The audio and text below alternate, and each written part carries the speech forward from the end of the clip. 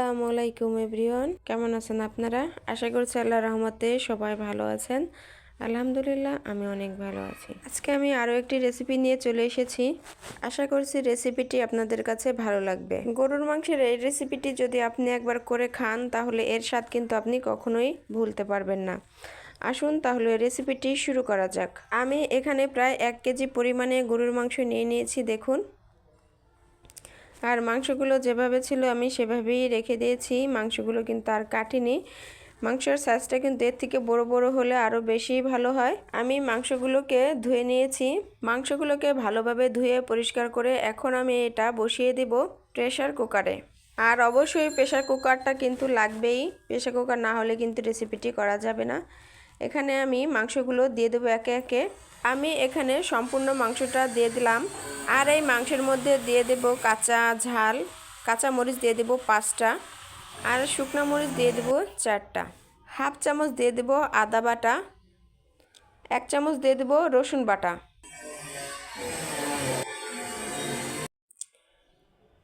Half চামচ দিয়ে দেব ধনিয়া গুঁড়া, 1 চামচ জিরা বাটা। আপনারা জিরাটা গুঁড়াও নিতে পারেন। দিয়ে দিব স্বাদ মতো লবণ। লবণটা প্রথমেই আমি দিয়ে দিয়েছি, পরে আর লবণ বেশি একটা ব্যবহার করব না, দিলেও সামান্য। আর হাফ চামচ হলুদের গুঁড়া। এখন আমি প্রায় 1 লিটার মতো পানি দিয়ে ঢাকনা দিয়ে ঢেকে দেব। ফিরে আসছি 7 থেকে 8টা সিটি দেওয়ার পরে। আমার ভিডিওর কোথাও কোনো অংশ যদি আপনাদের ভালো লেগে থাকে তাহলে লাইক করে দিবেন, আর সম্পূর্ণ ভিডিওটি দেখে তারপরে একটি কমেন্ট করে আপনার মতামতটি জানিয়ে দেবেন। মাংসগুলোকে আমি 7 থেকে 8টা সিটি দিয়ে নামিয়ে নেব। আপনারা যেভাবে মাংসটা নরম খাবেন ঠিক সেভাবেই সিটিটা দিয়ে নামিয়ে নেবেন। আর সিটি দেওয়ার পর দমে রেখে তারপরেই নামিয়ে নেব। মাংসগুলোকে আমি সিটি দিয়ে নামিয়ে নিয়েছি, দেখুন। আর এখান থেকে শুধু বেছে বেছে মাংসগুলোকে আমি উঠিয়ে নেব অন্য একটা বাটির মধ্যে। আর এখানে মাংসের যে পানিটা থেকে যাবে, পানিটা কিন্তু আমি ফেলাবো না। এই পানিটা আমার কাজে লাগবে মাংসটা যখন রান্না করব ঠিক তখন।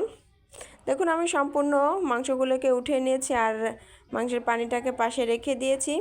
আর এদিকে চলে আসলাম আমি চুলায় একটা প্যান বসিয়ে দিয়ে দিলাম আমি তেলটাকে গরম করে নিয়ে আমি মাংসগুলোকে দিয়ে দিব।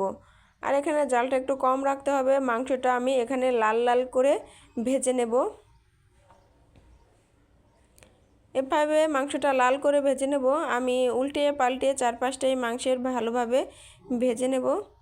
দেখুন, মাংসটা কিন্তু অনেকটাই ভাজা হয়ে গেছে। আর এই সময় কিন্তু খুব সুন্দর একটা ঘ্রাণ বের হবে মাংস থেকে।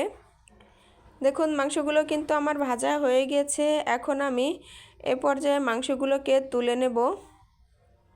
আর এভাবে করেই আমি আমার সব মাংসগুলোকে ভেজে নেব। আমি এখানে 2বার করে মাংসগুলোকে ভেজে নিয়েছি। আর এই রান্নাটা করতে কিন্তু বেশি একটা তেল লাগে না। যতটুকু তেল মাংসটা ভাজার পর থেকে গিয়েছিল তার মধ্যে আমি অল্প পরিমাণে তেল দিয়ে এখন দিয়ে দিলাম পেঁয়াজ কুচি। এখানে আমি একটু বেশি পেঁয়াজ নিয়েছি, পেঁয়াজ কুচি দিয়ে দিলাম। পেঁয়াজগুলোকে আমি ভেজে নেব। পেঁয়াজটা যখন নরম হয়ে যাবে আর পেঁয়াজটা ভাজতে ভাজতে একটু কমে যাবে, সে পর্যায়ে আমি মশলাগুলো দিয়ে দেব। দেখুন, আমি যতটা পেঁয়াজ দিয়েছিলাম তার থেকে কিন্তু পেঁয়াজটা কমে গিয়েছে। এখন দিয়ে দিব হাফ চামচ আদা বাটা, 2 চামচ রসুন বাটা, 1 চামচ জিরা বাটা, 1 চামচ ধনিয়া গুঁড়া,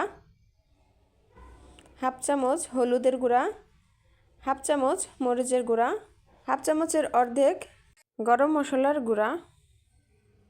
এখন আমি মশলাগুলোকে ভালোভাবে একটু ভেজে নেব কিছুক্ষণ সময়। মশলা থেকে কাঁচা গন্ধটা চলে যাওয়া পর্যন্ত আমি ভালোভাবে নেড়ে চেড়ে ভেজে নেব।